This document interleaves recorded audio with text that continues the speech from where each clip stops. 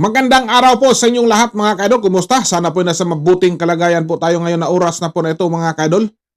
So dito po tayo sa ating video reaction mga kaidol. So nangyari po kahapon doon sa Cebu mga kaidol. Sa aking lugar mga kaidol kung saan ang Duterte Riders mga kaidol ay nagganap po ng motorkid. Nagganap sila ng motorkid caravan mga kaidol. O hinaras po sila sa ating mga kapulisan po doon sa Cebu. So bagay po na hindi matanggap ng kanilang founder sa Duterte Riders na si Moses Diparini mga kaidol na paghuli sa kanilang kasamahan na si Jun Abinis na isang political vlogger mga kaidol. Inimbitahan sa kapulisan at hanggat ngayon hindi pa nakalabas mga kaidol ay sinampahan daw ng kaso. Obstruction of traffic daw di umano ang sinasampa mga kaidol. So bakit ganito ang nangyari? Ako po'y nagtatanong lang mga kaidol. Bakit? Na ganito ang ginagawa ng ating mga kapulisan po dyan sa Cebu. Bawal na ba ngayon na mag-motorkid? Kaya hinaharas po nila ang mga Duterte Riders. Ito na ba ang naging resulta sa sinasabi ni Congressman Leandro Ligarda Libiste yung de facto martial law mga kaidol? Ay tayo po'y nagtatanong lang mga kaidol. Parang wala na tayong karapatan mamahayag mga kaidol dahil po biglan lang kitang huhulihin sa ating mga kapulisan sa walang sapat na dahilan mga kaidol. So sana ito'y maagapan po to. Parang grabe na ang panggigipit po sa ating administrasyon. Basta Duterte na ang gumagalaw, agad nilang inaaksyonan mga kaidol. So daanin natin sa diplomasya. Pwede naman na kung may traffic violation mga kaidol, ay pwede naman natin tikitan. Pwede naman natin na hulihin yung kaniyang license mga kaidol. Kung sakaling mayroon siyang traffic violation.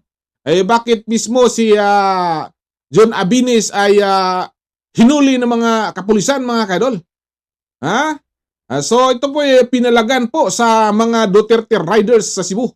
Founded by Moses Diparini mga kaidol. Ang aking kaibigan mga kaidol. So panoorin po natin ang balita para matunghayan po natin kung ano talagang ganap na nangyayari mga kaidol. Nakadetine ngayon ang kilalang political vlogger at Duterte supporter na si Jun Abines matapos magsagawa ng motorcade caravan sa Cebu. Ayon sa grupo, iligal ang pagdetine kay Abines. Narito ang report mula kay Eileen Navarro. Nakaranas ng harassment ng mga Duterte supporters dito sa Cebu na nag-motorcade caravan mula sa nakadeploy ng mga riot police. Nagkaroon ng pag-aresto na hindi namin inaasahan.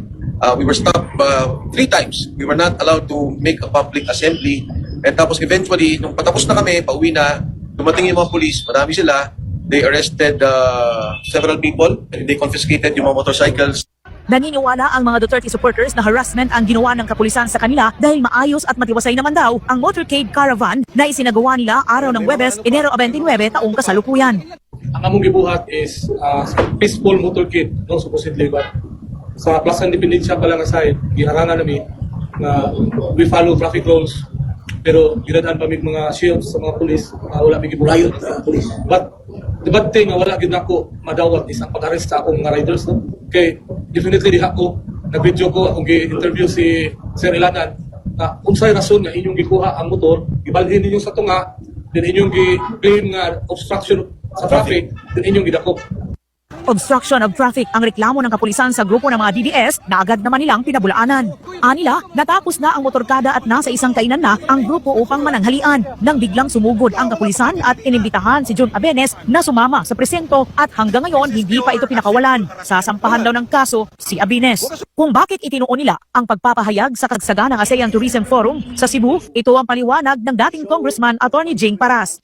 It is also the right time maybe to show what's going on with our country to foreigners, because we want them to know that we are so proud that we are a democratic country, but things are not well.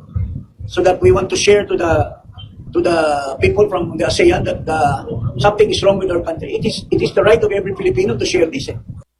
Anila, malala na ang sitwasyon ng ating bansa. Tila wala na ang kalayaang mamahayag. Silent martial law ng araw ang nangyayari ngayon at talamak ang sistematikong korupsyon.